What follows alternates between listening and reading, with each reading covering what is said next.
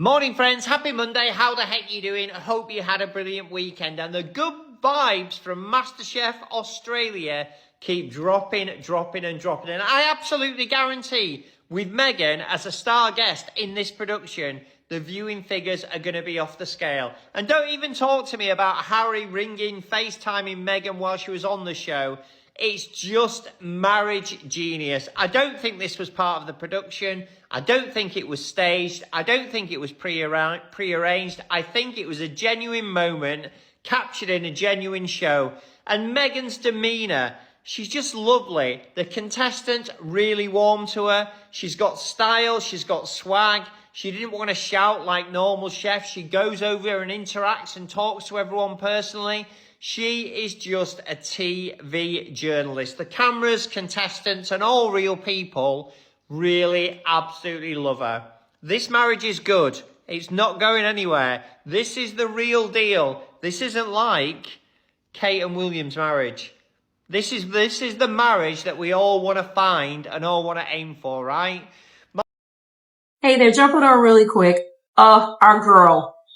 The clips that I've seen of her on Masterchef Australia they look so cool. I can't wait to watch the whole episode. I have yet to do so.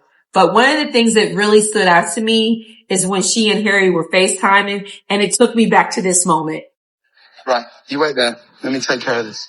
Hey, Meghan! I've got to talk to you about something quite serious, okay? Tell me. I'm here with the big man. Now, do you recognize this house? No. That is the house from the Fresh Prince of Bel-Air. And I think this is where you should live. I don't think there's anything cooler. You'd be the Fresh Princess of Bel-Air. Well, of course, he dragged his heels. He's already used the bathroom. That's how at home he feels. How's your tour ballet going? Has? I didn't know we were calling you Has now. No, you're not my wife, so... He's the worst tour guide in LA, so rather than him, put it that way. He's having a great time. All right? We'll see you soon. Someone different. All right, love. I'll put you in touch with the owner. We'll get the details. We'll lock it down. All right? All right, love. From me. Let's be real for a second. Some people walk onto TV looking like they're reading instructions. Meghan walked onto MasterChef looking like she'd been hanging out in that kitchen for years. That's the difference. She didn't come in trying to be the loudest person in the room. She wasn't grabbing attention every 5 seconds. She just fit. She laughed naturally, listened when people spoke, cracked jokes, and let the chefs have their shine too. That's confidence. When you're comfortable in your own skin, you don't have to perform every second, and people notice that. You know how sometimes you invite someone to a barbecue and within 10 minutes they're already chatting with your aunties, your cousins, the neighbors, even the guy flipping burgers? That's Meghan. She has that everybody feels included energy. You can't fake that. Trust me, if you fake it, people smell it from a mile away. The chefs looked relaxed. Nobody seemed tense. Nobody was acting like they were standing next to some untouchable celebrity. It felt like friends cooking together instead of cameras chasing a headline. That's why the episode flowed so well. This is what some critics never seem to understand. They spend years saying Meghan isn't likable. Then she appears on another show and complete strangers end up smiling without even realizing it. At some point, you've got to stop blaming the audience and admit the screen likes her, and the audience likes what they see. And here's the funny part. The same people who keep insisting Harry and Meghan are finished somehow never stop watching them. Isn't that hilarious? They say they're irrelevant on Monday, then spend the rest of the week analyzing every smile, every laugh, every outfit, every conversation. Pick a lane. If someone is supposedly fading away, why are you watching so closely? Regular people don't overthink this stuff. They switch on the TV after work because they want to relax. They want good vibes. They want people who seem genuine. Nobody gets home after a long day thinking, I hope tonight's guest looks miserable. People want fun. People want chemistry. People want authenticity. That's exactly what Meghan brought. Honestly, the biggest winner wasn't just Meghan, it was everyone watching. For 1 hour, people got to see someone enjoying herself without all the noise that usually follows her. No palace drama, no tablet circus, just cooking, laughing, chatting, and having a good time. Sometimes that's all viewers want. And maybe, just maybe, that's what frustrates the critics the most. Every time they expect Meghan to stumble, she ends up reminding people why producers keep inviting her back. She makes television feel easy. That isn't luck, that's a skill. What really stood out wasn't a fancy speech or some over-the-top celebrity entrance. It was how Meghan treated people. She walked into that kitchen like someone who actually wanted to be there. You could see it. She wasn't trying to steal every camera angle. She wasn't making everything about herself. Instead, she kept throwing the spotlight back to the chefs. She asked questions, she listened, she laughed, and when someone else was talking, she wasn't standing there waiting for her turn. She was actually paying attention. Believe me, people can tell the difference. We've all met that one person who somehow turns every conversation back to themselves. Oh, you're opening a restaurant? Well, let me tell you about my vacation.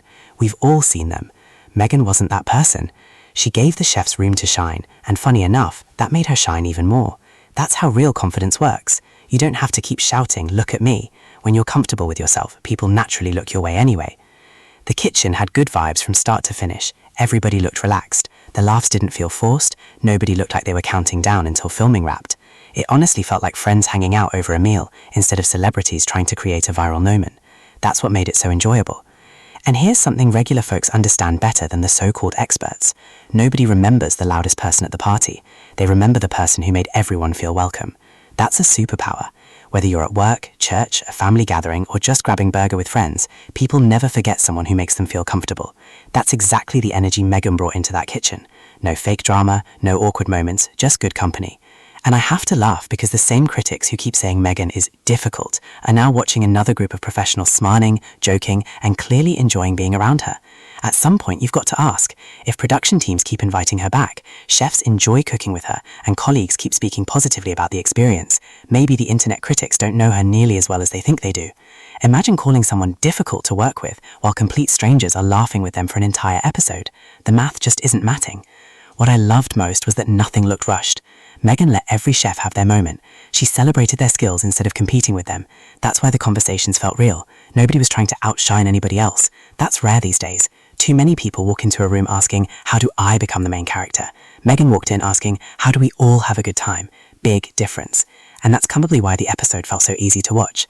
It wasn't just about recipes. It wasn't just about celebrity. It was about people enjoying each other's company. Honestly, that's the secret sauce. And judging by the reactions online, viewers loved every single minute of it. Can we talk about that FaceTime call for a second? Because that wasn't just another TV moment, that was husband mode. Harry popped up on the screen and the whole vibe changed. It wasn't some big Hollywood production with dramatic music and slow-motion camera angles. It felt like what millions of couples do every single day. Hey, how's it going? I'm proud of you. Have fun. Simple. Sometimes the smallest moments hit the hardest. You could tell Harry wasn't calling to steal the spotlight. He was there to support Meghan. That's it. No competition, no ego. Just a husband checking in on his wife while she's doing her thing.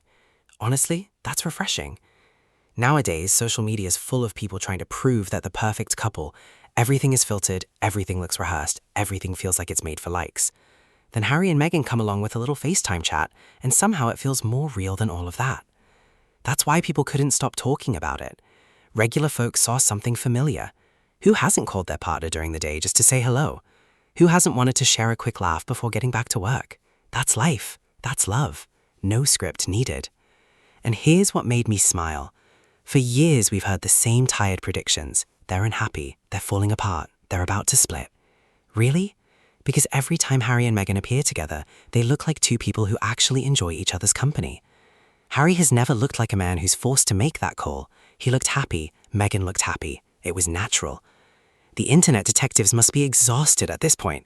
Every few months they announce another imaginary breakup, and then Harry and Meghan casually show up laughing together and ruin the whole storyline without saying a single word. That's gotta be frustrating. What I also loved was how Harry didn't make the moment about himself.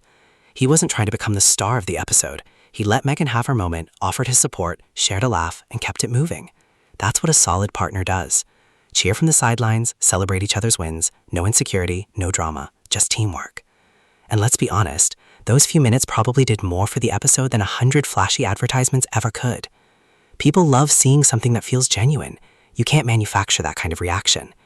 I wouldn't be surprised if viewers started replaying that clip over and over because it gave people something that's becoming harder to find on television. Real emotion. Not fake, not forced. Just Harry being Harry, just Meghan being Meghan. And maybe that's the biggest reason people keep tuning in.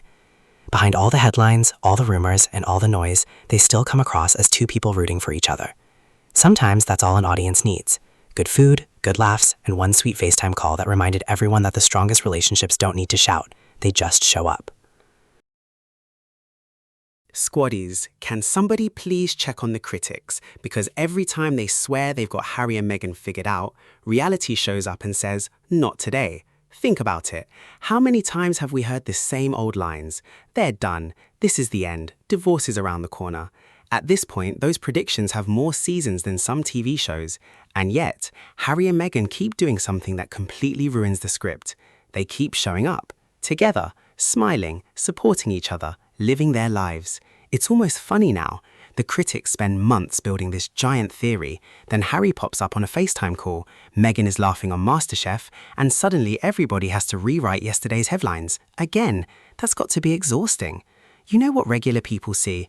A husband hyping up his wife, a wife enjoying what she does, two people celebrating each other's wins instead of competing with each other. That's normal. That's what healthy relationships look like. You don't have to make a big speech every week announcing you're happy. Sometimes your actions do all the talking, and Harry and Meghan seem to understand that. They don't spend every day arguing with strangers online. They don't hold a press conference every time somebody invents another rumor. They just keep moving. Honestly, that's probably what annoys the loudest critics the most. Imagine spending years predicting someone's downfall, then watching them launch projects, raise a family, support one another, and keep making headlines for completely different reasons. Ouch. The goalposts keep moving too. First it was, they'll never make it. Then it became, okay, they're still together, but they're secretly miserable. Then it's, just wait until next month. Next month comes, nothing. Then it's, no seriously, next year. At some point you've got to laugh. If your prediction keeps missing the target year after year, maybe it's time to retire the prediction. Here's what I think connects with ordinary people.